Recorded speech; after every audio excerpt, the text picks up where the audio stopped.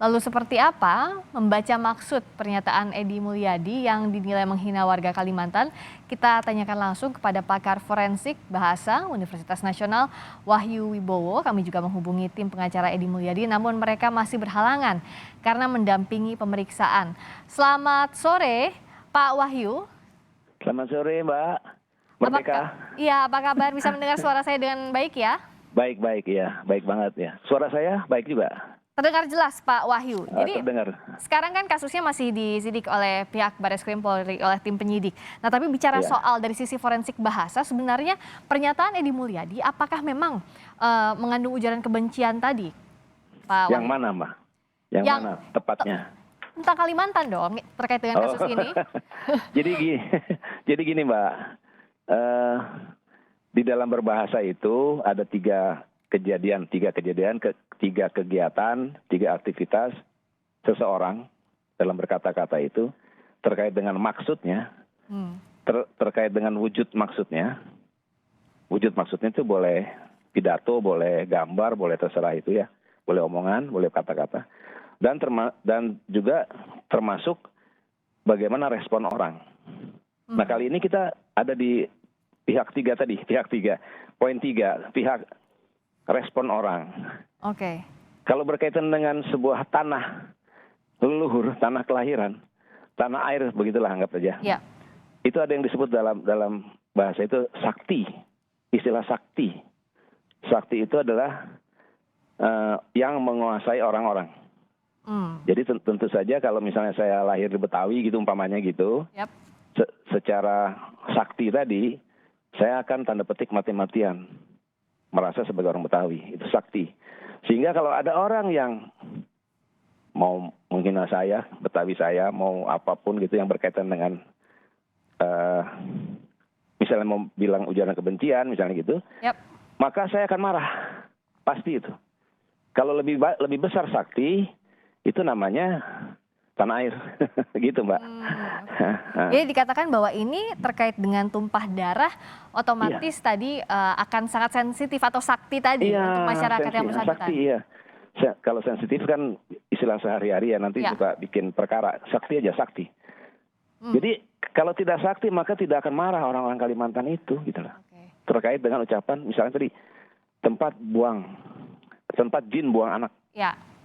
Gitu, Mbak, ceritanya. Nah, bicara soal ini kan sebelumnya tim pengacara Edi Mulyadi menyebut bahwa sebenarnya dalam video itu tidak mengucapkan terkait dengan Kalimantan atau tidak bermaksud dikatakan begitu. Tapi bicara soal jin buang anak ini bisa dikatakan secara langsung memang merujuk kepada itu ya, Pak Wahyu? Sangat, ya kan. Kalau tidak ada yang namanya apa istilahnya? Yang dari Kalimantan itu datang ke DPR, bicara di YouTube dan sebagainya, itu yang sifatnya sangat tidak senang dengan saudara Edi Mulyadi tadi, gitu loh. Gitu. Nah, ada lagi satu hal yang juga sering kita lupakan dalam berbahasa di media sosial, terutama kalau dilempar di media sosial, kita kadang-kadang kehilangan etika berbahasa. Itu yang penting sebetulnya sih. Itu yang penting. Sehingga kita pikir kita bicara sama istri kita, anak kita di rumah gitu. Kalau mau pakai bahasa Betawi seenaknya aja gitu. Sehingga orang lain akan menimbulkan tadi kesan tadi itu yang tiga tadi. Kesan yang kemudian bisa atau respon yang bisa negatif, yang bisa mengarah kepada penghinaan pada dirinya gitu loh. Responsnya negatif karena apa yang diucapkan tidak sesuai dengan etika berbahasa tadi begitu. Iya, etika berbahasa itu dalam kaitan dengan kebangsaan kenegaraan sangat tinggi karena berpeluang bisa memecah, menyobek rasa persatuan-kesatuan, Mbak. Kira-kira gitu. Meskipun dari tim pengacara kan berkali-kali berbicara di depan umum bahwa jin buang anak itu adalah istilah yang sehari-hari didengar. Tapi bicara soal etika berbahasa dikaitkan dengan tanah air itu tidak bisa dilakukan. Nggak bisa, dalam etika berbahasa tidak bisa gitu. Nggak mungkin bisa, apalagi disebarluaskan lewat medsos, lewat YouTube. Mbak mungkin paham bahwa ada bukan dari orang Kalimantan juga protes juga. Orang Batak kalau nggak salah. Gitu. Kalau nggak salah orang Batak. Itu juga dari segi forensik bahasa memang harus menjadi perhatian bagi orang-orang yang tanda petik yang suka ada di media massa. YouTube atau media sosial gitu loh. Hati-hati sekali dalam bicara itu gitu loh. Gitu. Dari sisi forensik bahasa, sebenarnya apa yang disampaikan di YouTube oleh Edi Mulyadi ini sangat berbahaya, bisa dikatakan begitu, efeknya memprovokasi, bisa Ya, disimpulkan begitu? kalau dari sudut forensik bahasa memprovokasi. Kalau lebih jauh lagi, dia tidak setuju dengan IKN kan. Beliau tidak setuju dengan IKN Nusantara itu. Tidak setuju sekarang ketika pemerintah mengatakan tahun 2024 kalau nggak salah harus pindah kan. Ya. Dan semua orang tahu bahwa itu bukan kerjanya presiden sendiri kan. Gitu.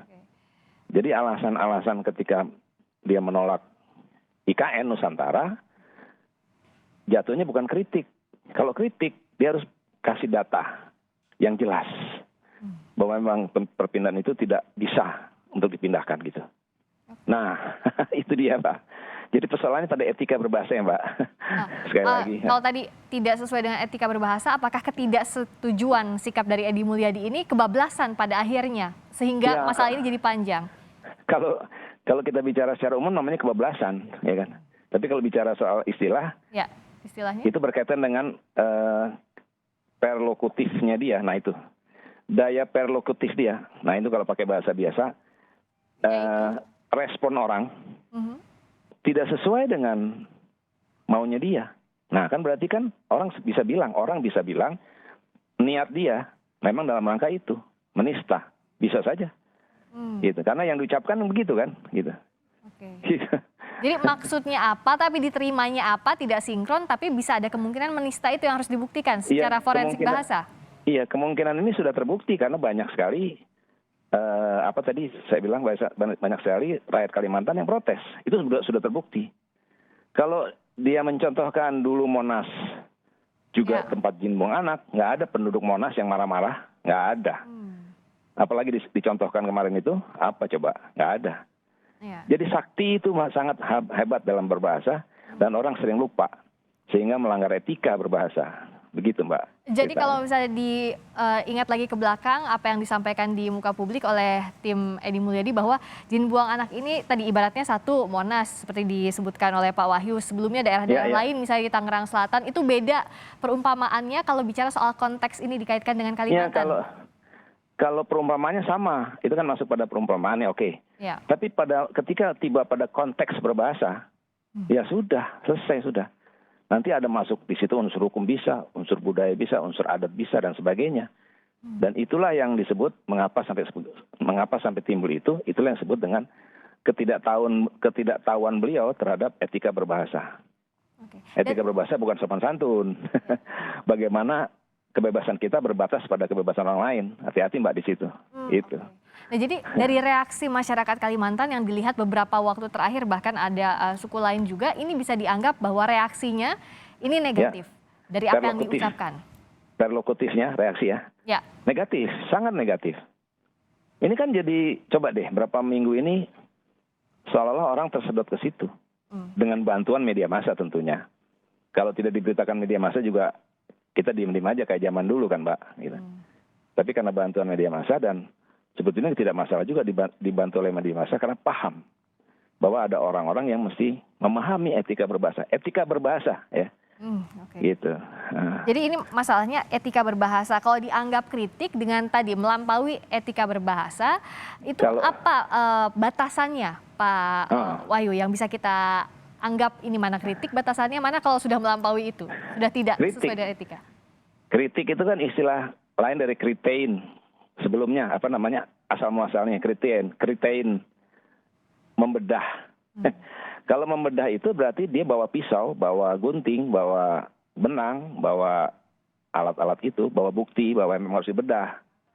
Lah kalau kita bilang sebagaimana orang Betawi bilang bicara secara ini seperti ini gitu, tidak mematuhi etika berbahasa, maka bukan kritik dia, bukan kritik, ngatain kan? Itu berbahaya itu. IKN itu udah selesai loh. Dalam pengertian berbahasa sudah selesai loh, ya kan? Gitu.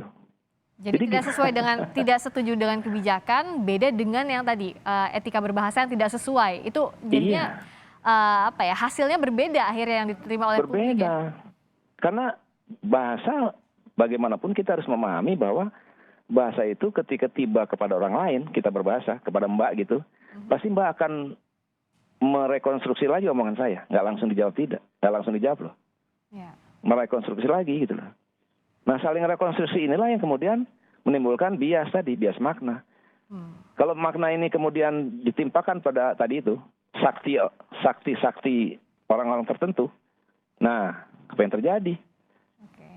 Jadi artinya memang coba deh, kenapa kok mereka berontak ya? Saya bilangnya berontak ya, bukan sih. Kenapa mereka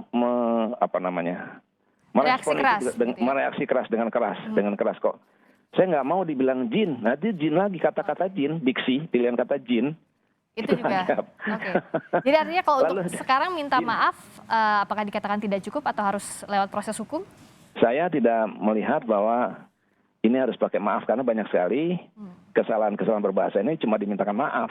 Oke. Nggak ngerti-ngerti kalau menurut saya sih tidak paham juga. Baik. Gitu.